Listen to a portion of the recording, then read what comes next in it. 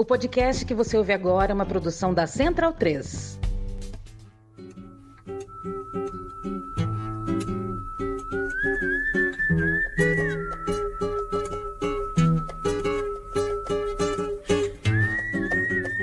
Salve, salve! Muito bem-vinda, muito bem-vindo a mais uma edição do Central Cine Brasil, programa de número 235 do nosso encontro semanal em podcast para acompanhar o cinema brasileiro contemporâneo. E hoje a gente trata de O Contato, filme de Vicente Ferraz. Eu, Paulo Júnior, e o Davi Correia batemos um papo com o Vicente. O filme está em cartaz desde 15 de agosto. Vicente é o diretor de Soycuba, o Mamute Siberiano, diretor também de A Estrada 47, e neste documentário, O Contato, ele vai a São Gabriel da Cachoeira, no Amazonas, e acompanha a vida de famílias de 3 diferentes etnias, os Yanomami, os Arapaço e os Úpida. Na região, que é uma das mais diversas do país, convivem 23 etnias em 18 idiomas nativos. O Contato estreou no Festival É Tudo Verdade, passou pela Mostra Ecofalante, foi ao Festival Internacional Novo Cine Latino-Americano, lá em Cuba, e tem a seguinte sinopse: 3 grupos de personagens, indígenas moradores dos territórios no Alto Rio Negro, no Amazonas, contam sobre a história da colonização da região, desde os primeiros contatos entre indígenas e não indígenas até os dias de hoje. Vamos ouvir então a conversa, eu, Paulo Júnior e Davi Correia, batendo um papo com Vicente Ferraz, diretor de O Contato.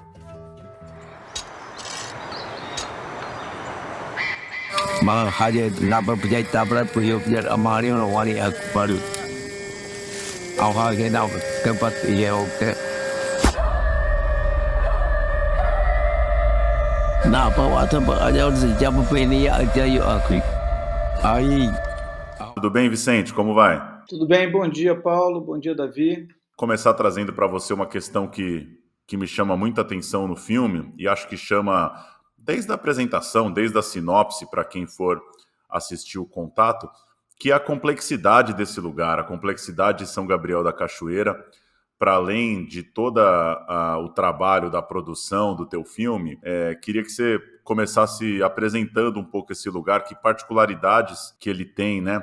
Um município tão extenso, uma diversidade de etnias impressionante, um lugar também marcado por uma série de indicadores que trazem aí um retrato de uma região de fronteira e de uma região amazônica que, com todas as suas questões e contradições que a gente conhece muito bem.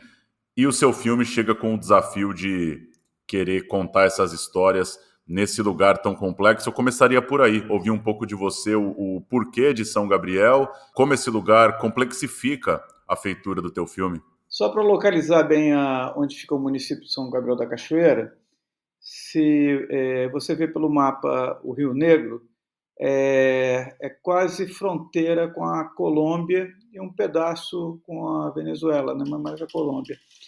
É o último município ali daquela região, né? Que é uma região que, se você olha no mapa, é aquele pedacinho que parece a cabeça de um cachorro aberta, né? Tanto que os militares chamam a cabeça do cachorro.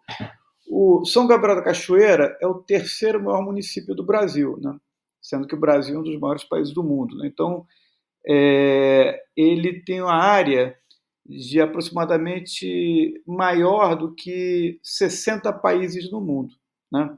Então, nesse município, que provavelmente deve ser um dos maiores municípios do mundo, né, 95% da população é de origem indígena, né?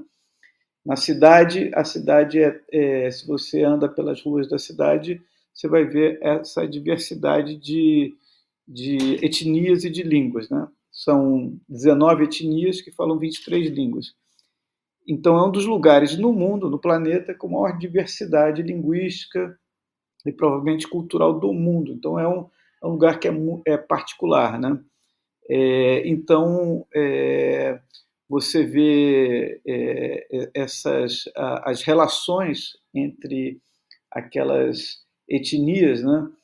E que no passado e no presente também, né, sofreram e sofrem muito impacto, né, dessa colonização branca na Amazônia, né? Eu queria começar falando sobre... eu não fui muito traumático, né? Eu acho que além de 3 traumas ali, das 3 histórias que estão, a gente tem vários traumas, como você mesmo pontuou na questão da localização da região. Então eu queria começar... Como é que foi discutir esses traumas com os personagens do filme? Como foi colocá-los no filme ali? Como é que foi trazer à tona essas histórias, colocá-las ali no filme? Que tipo de discussão que teve, que preparo que teve, que diálogo que teve ali? O projeto ele surge de uma iniciativa da produtora Juliana de Carvalho, né, que ela fez algumas viagens para o Alto Rio Negro, né, e para São Gabriel da Cachoeira particularmente, né? E então, a partir dessa experiência, ela me convidou para fazer o filme. Então eu fiz uma viagem com a Juliana, né? E saímos de Manaus e fomos de barco e ficamos em São Gabriel da Cachoeira com 3 meses, né? E eu, para entender aquele universo, aquela diversidade e conhecer as aldeias, conhecer a particularidade das etnias, a cosmovisão de cada uma daquelas etnias, a cultura, né? Mitologia, e essa relação com uma cidade, com um centro urbano no século XXI, né? Então, a minha preocupação, e o que eu externei lá para a Juliana no começo do projeto, era que era assuntos, eram temas, era uma diversidade tão grande que eu falei, como é que a gente pode colocar todos esses assuntos numa narrativa de 90 minutos, né? Então, eu falei, temos que fazer um recorte bastante preciso para, a partir desses personagens que estariam no filme, né, pudéssemos ter histórias exemplares, né, sobre os grandes temas, os grandes traumas e a história do lugar. Então, fomos conhecendo as pessoas, né? Fui conversando com muitos habitantes de São Gabriel, né? Conhecendo o cotidiano, porque a ideia era tentar buscar o cotidiano de pessoas comuns, né? E que eu acredito muito que em cada ser humano leva a humanidade dentro dele, né? Isso é independente se está em São Gabriel da Cachoeira ou está num grande centro urbano. Então, através dessas histórias ali, que supostamente são histórias singelas ou do cotidiano, né, eu comecei a ver histórias que são universais, né, porque as 3 histórias elas são universais, podiam passar em qualquer lugar do mundo, mas com a particularidade de serem contadas por etnias distintas, indígenas, né, habitantes de aldeias daquela região. Então, o que fica marcado ali é um pouco que, por mais que sejam histórias íntimas, pessoais, elas falam de dramas que afligem todas aquelas pessoas, ou aquelas etnias, né? Quando você vê o tema da catequese, o impacto da catequese no Rio Valpés, ou quando você vê a construção do PR para os Yanomamis, né, o impacto disso na vida daquelas pessoas, né, ou seja, uma obra daquelas e as doenças que vieram com a obra, ou talvez explicar um pouco, no caso tem uma outra história, que é um casamento entre 2 etnias que no passado foram antagônicas, mas só que hoje em dia é um casal e tem uma criança, então aquela criança que no passado poderia ter sido um tabu, ela agora está sendo levada para conhecer a família materna. E nisso, permeado por toda a memória que essas pessoas mantêm, né? Porque uma coisa que é impressionante é a capacidade da oralidade deles, né? Como a memória, como eles aquilo ali, por mais que sejam acontecimentos que podem ter passado há há centenas de anos ou décadas ou há pouco tempo, como isso daí marca a vida desses habitantes do Alto Rio Negro. Porque exatamente essa questão de como a simplicidade ali do dia a dia entra em contato com um contexto social tão complexo, que me levou a pensar essa pergunta, porque o momento que me chamou muita atenção em cima disso foi ali na hora em que tá falando, se Deus fala português, só fala português, ele esqueceu de nós, e aí começa toda uma discussão sobre o trauma, né, que a personagem traz da educação, né, de como ela fala, né, ela até fala assim, poxa, na época da ditadura, eu vim aqui, e é na escola, e aí você começa a colocar aquelas imagens da escola relacionado com a igreja, vai perdendo um pouco dessa tradição, e ela fala sobre como foi traumático, como tem medo, inclusive, né, ela fala a palavra medo, e hoje a gente está gravando isso aqui no dia 12/8, morre o Delfim Neto, que foi um dos idealizadores econômicos da ditadura militar, que foi responsável por, em grande parte, destruir e vilipendiar a cultura indígena. A gente entende o papel do exército nas áreas indígenas, mas também entende o papel da ditadura militar na construção desses traumas. Hoje, eu falo isso como pessoa que está dentro da sala de aula, né? A gente vê as escolas cívico-militares que tem muito problema para lidar com essa diversidade. E aí a minha pergunta em cima disso, em cima do que você trouxe, dessa importância de trazer o cotidiano, porque a gente tem muito o caricato das sociedades originárias e hoje a gente vê essas histórias, a importância dessas histórias. Eu acho que o seu filme ele é muito importante para a educação. Isso eu digo dentro da sala de aula, inclusive, ali no ensino fundamental, no ensino médio. Existe um projeto seu de levar esse filme para as escolas? Você chegou a pensar nisso? Olha, todos os projetos cinematográficos, quando você elabora um projeto, você vê todas as janelas que você quer alcançar, né? Sala de cinema, ou possivelmente o streaming, TV a cabo. E tem uma contrapartida que eu acho que a parte mais legal desse projeto. É quando você disponibiliza o seu filme para as redes escolares, né, municipal, estadual, né, ou federal, se for o caso. Então, é aí que você encontra, para determinados filmes, um público-alvo, né, que são jovens que estão ávidos por conhecer a história, a formação, né.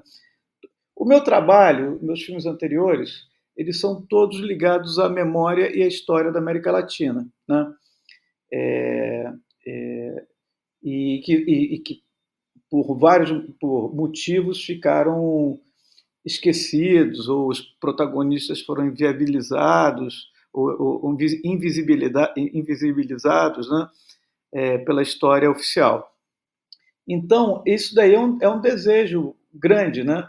Por outro lado, é uma pressão que nós devemos fazer como sociedade de ter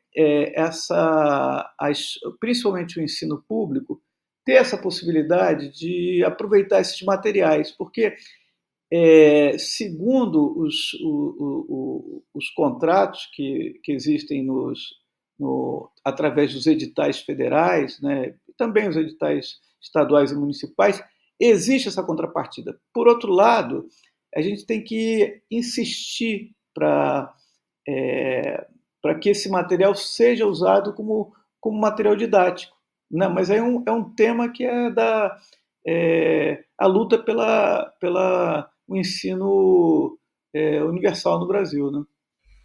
E Vicente, em cima disso até que o Davi trouxe, dessas histórias cotidianas, de apresentar também essas histórias como você trouxe nessa sua jornada como documentarista, queria te ouvir um pouco sobre como que você vê a chegada do teu filme num contexto dessa década que a gente vive, de 2024, diante de uma certa tradição, né, que a gente tem no documentário que vai dialogar e retratar comunidades indígenas, desde clássicos que vão pegar, às vezes, um episódio marcante, poderia falar de Serras da Desordem, do próprio trabalho do Vincent Carrelli com Corumbiara, por exemplo, até hoje filmes que estão, como o seu, né, trazendo algumas minúcias, algumas questões de de relacionamento, de uma vida cotidiana, de outros embates que não são necessariamente esses embates mais clássicos desses filmes, de alguma grande tragédia, algum grande massacre, a partir dali disparar um retrato documental. Como que você vê teu filme, O Contato, chegando nessa lista tão extensa, tão rica que a gente tem de filmes desse segmento? Esses títulos que você citou são grandes clássicos aí já do cinema brasileiro, né? E também, até esses dois exemplos, eles são distintos, né? São abordagens distintas, mas muito valorosas e importantíssimas, né? E por outro lado, a busca de fazer esse filme parte de uma singularidade aí do projeto, né? Que era tentar trazer uma visão que o espectador possa fazer uma imersão na vida dessas pessoas, né? Então, acho que a experiência de ver o filme, principalmente na sala de cinema, é de o espectador participar desse cotidiano dessas pessoas e não através de uma grande denúncia ou de um grande conflito, de uma grande causa ali evidente, né? Assim, eu acho que existe muita informação a respeito do drama vivido pelas populações indígenas, né? Os grandes conflitos. Semana passada tivemos um massacre no Mato Grosso, né? Com os Guarani Kaiowá, que foi noticiado, né? Talvez não foi noticiado como devia, mas está aí o jornalismo para cumprir essa importante missão, quando eu acredito, né, que existem outras dimensões da vida dessas pessoas, né? E que uma coisa não está dissociada da outra, porque se você acompanha a vida desses três grupos familiares que estão retratados no filme, você vai encontrando um pouco não bastante, a história desse lugar, né? Principalmente a história de uma colonização que foi cruel com esses povos. Então, o filme começa a indagar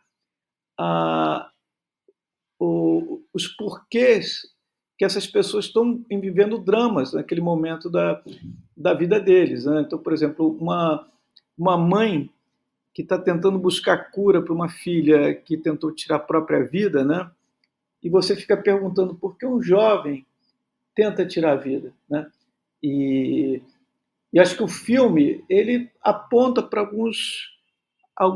alguns pontos ali que pode ser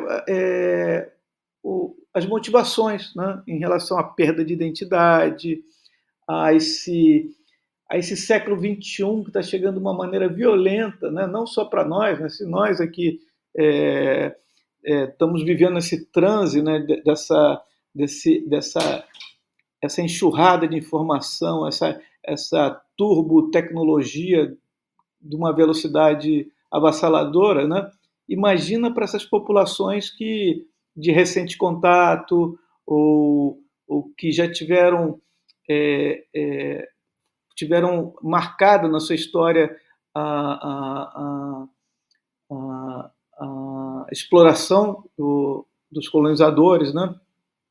Então essa foi a busca, fazer um filme mais intimista, mais um filme mais próximo, né, dessas pessoas com nome e sobrenome, né?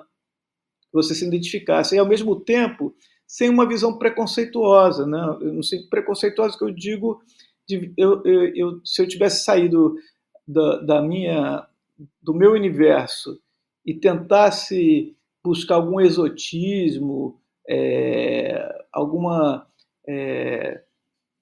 assim, algo, as diferenças, não, eu quis fazer pontes. Então eu falei, poxa, são seres humanos como todos os seres humanos do planeta e vivem os mesmos dilemas de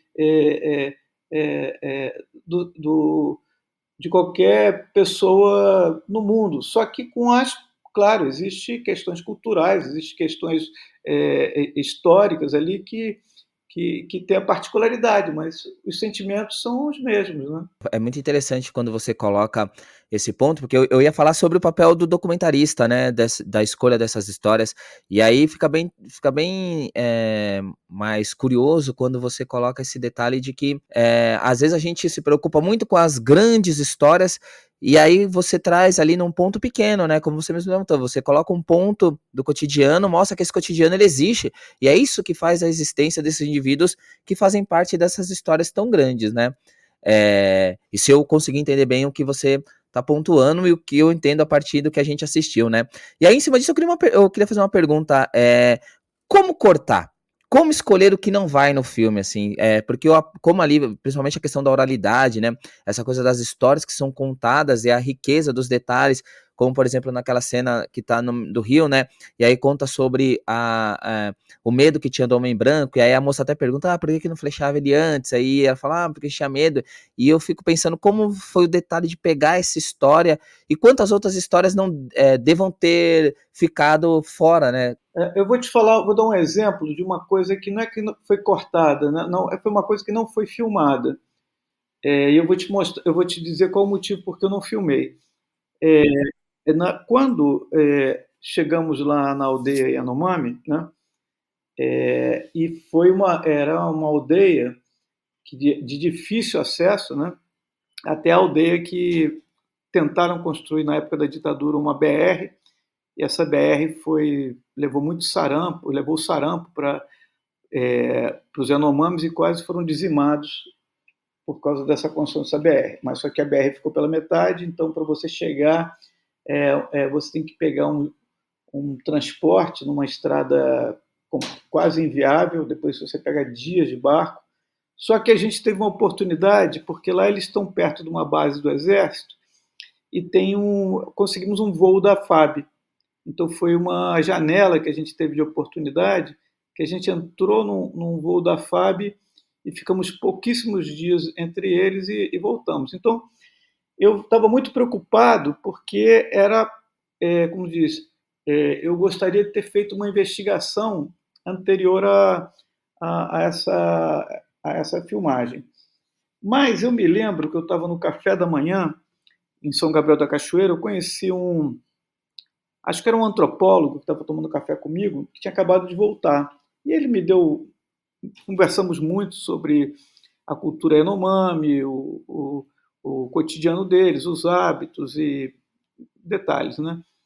E ele me falou, olha, Vicente, tem um ancião que está em Yanomami, que está aqui no hospitalizado, só que ele está desacreditado, né? Assim, ele vai morrer, só que ele pediu para morrer na aldeia e estão levando ele para a aldeia para morrer, né? Lá junto com a sua comunidade. Eu me lembro que na primeira madrugada que eu passei em São Gabriel da Cachoeira, acho que era mais ou menos 5 horas da manhã, eu escutei uma coisa que eu nunca vi na minha vida, que era um choro coletivo. Eram todos os membros daquela aldeia, mas chorando, mas lamentando, chorando, que eu escutava de longe. E eu saí do lugar onde eu estava e fui ver o que estava acontecendo. Era o funeral, era o ritual fúnebre desse idoso. E era uma das coisas mais impressionantes que eu vi na minha vida, porque eles estavam levando o corpo desse homem que tinha falecido e estavam fazendo vários rituais, inclusive tem uma missão católica ali perto, então levaram para dentro da igreja também, o padre fez um ritual católico, né? Mas ao mesmo tempo junto com os tuxauas, né? Que são os líderes religiosos entre os Yanomamis. Então era uma coisa assim que me impressionou muito isso, me comoveu muito a dor daquelas pessoas por aquele idoso. Nisso chegou o diretor de fotografia, logo depois ele se aproximou, ele falou, Vicente, eu pego a câmera e vamos filmar isso, porque isso é uma coisa inacreditável. Aí eu falei, Luiz, né, que é o Luiz Abramo, o diretor de fotografia, eu falei, não vamos filmar isso daqui fica na nossa memória. Eu não me senti no direito de ultrapassar aquela linha, sabe? o filme todo ele é muito próximo daquelas pessoas. Aquelas pessoas abriram o coração, as casas, as suas recordações, as memórias, os seus traumas, as suas alegrias para a gente. E eu não achava justo eu tentar ultrapassar essa linha, porque a linha ali tinha uma questão do luto, do sagrado, e aí eu preferi não filmar isso, né? Eu achava porque o filme ele foi muito pensado dentro de uma que a ética ali não é só um discurso nosso, né? Fazia parte do jogo cinematográfico, né? Se a gente essa ponte, que era uma ponte muito delicada que a gente estava fazendo com essas pessoas, era uma questão de respeito, né? E respeito mútuo também, né? Porque eles nos respeitaram bastante. Então não queria quebrar isso, não queria por um assim por um desejo de explorar esse sentimento deles ali que era muito um momento de dor, né? Então é isso, é o exemplo que eu estou dando de o que ficou fora do filme. Vicente, como um estudante, como um cientista social formado, né, eu queria, desculpa até interromper o Paulo ali, eu queria agradecer pelo relato. Eu acho que além de enriquecer a entrevista, enriquece principalmente eh, o filme e o trabalho, e a questão principal da responsabilidade com o trabalho, de que muitas vezes a gente pensa, né, que quem está ali com o poder de colocar uma câmera pensa como filme, né? E é importante essa coisa de trazer tanto a sua vivência individual, de ter colocado essa sua sensibilidade, quanto da responsabilidade sua com o filme, com aquelas pessoas que estão lá. E, Vicente, pegando um embalo dessa relação ética, né, do documentário com seus filmes, você disse na sua primeira resposta desse seu interesse por esses temas latino-americanos, os seus filmes todos têm esse componente político muito forte, mas são situações completamente diferentes, né? Você imagina o que é, por exemplo,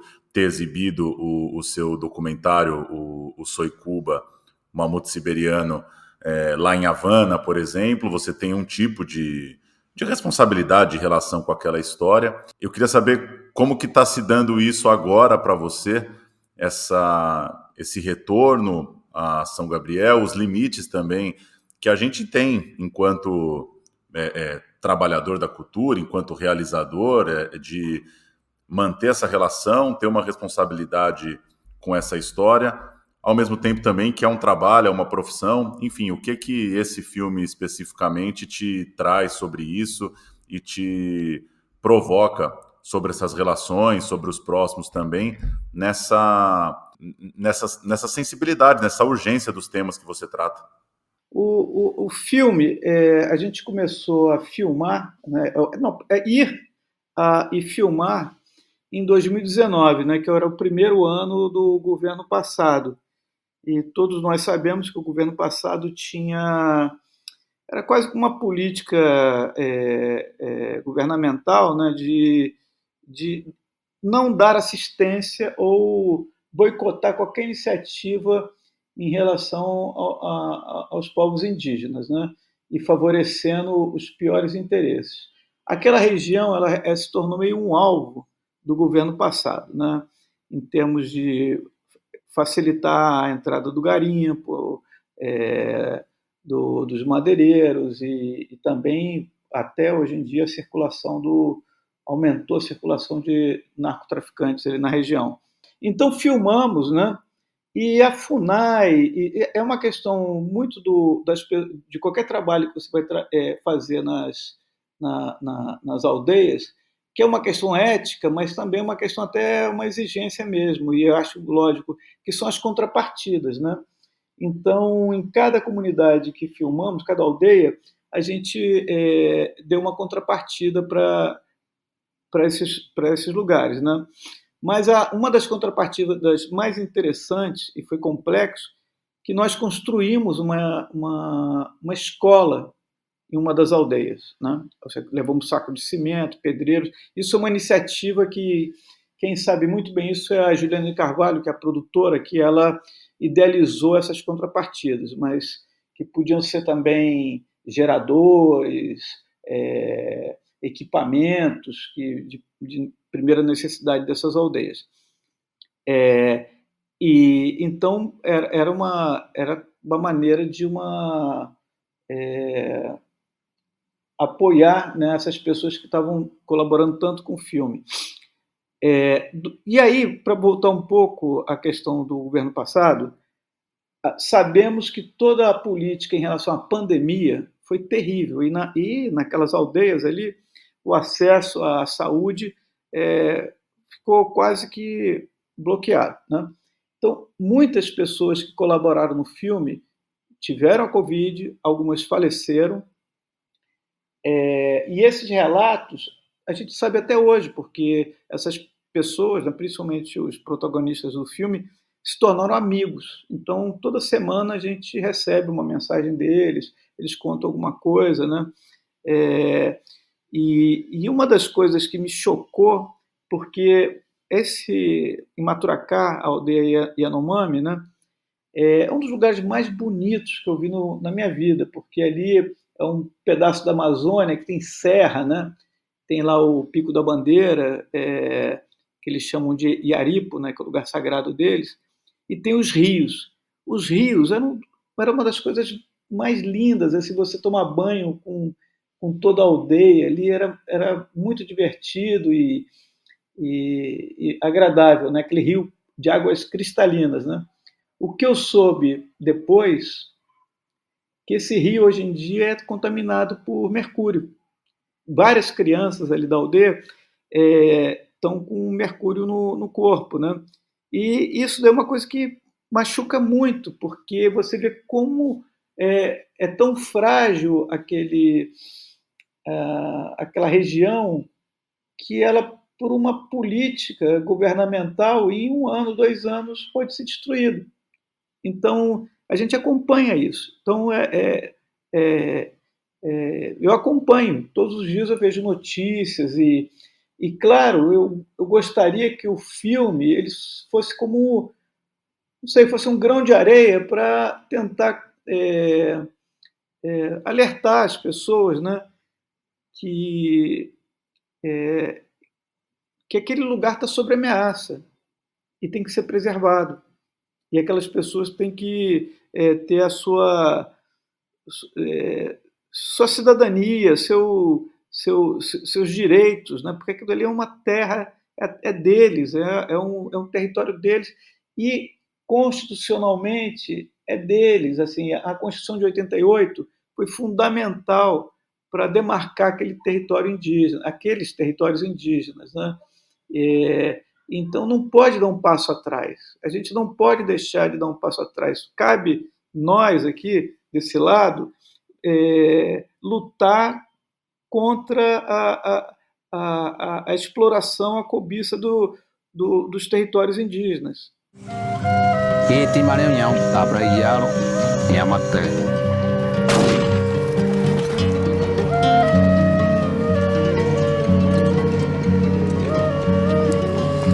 Oi, amor.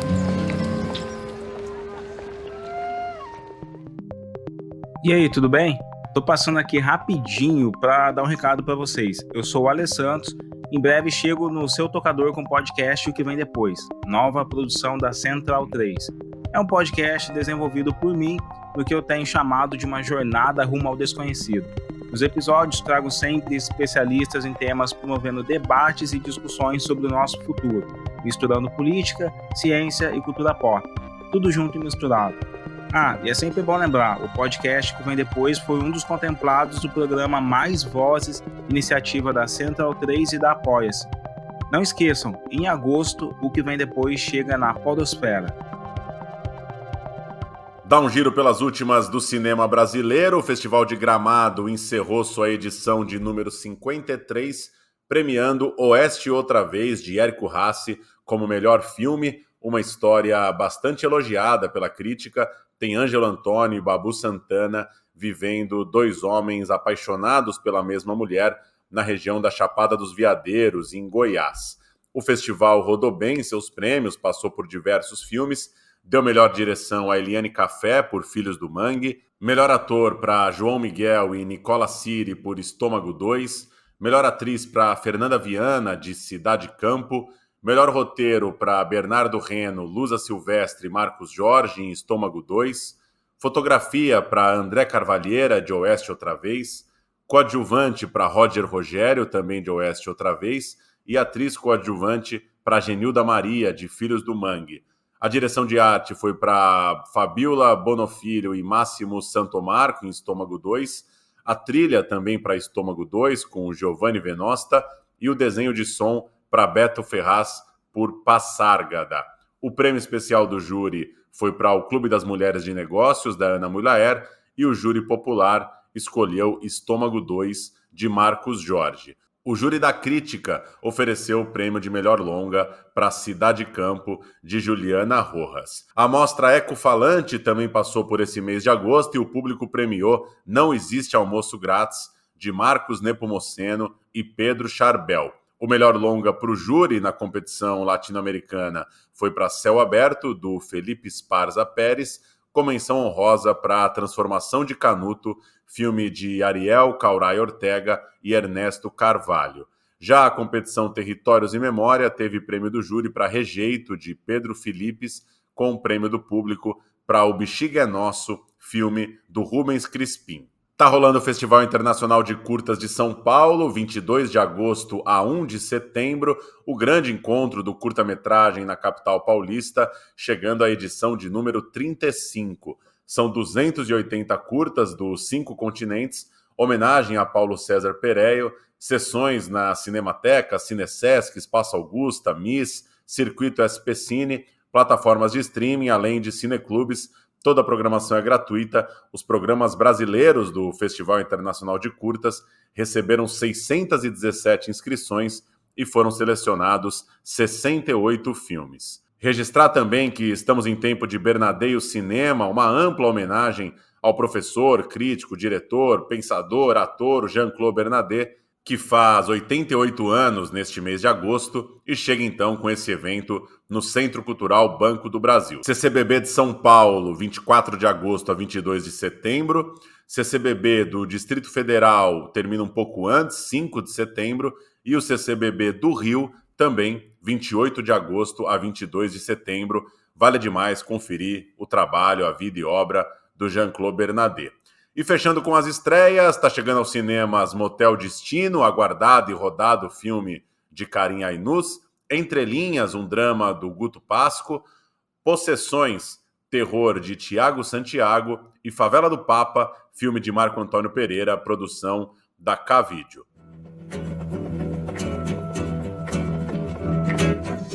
E o Central Cine Brasil fica por aqui. A gente chega toda semana no seu tocador de podcasts, uma produção da Central 3 e no Instagram em Central Cine Brasil. Até a semana que vem. Tchau!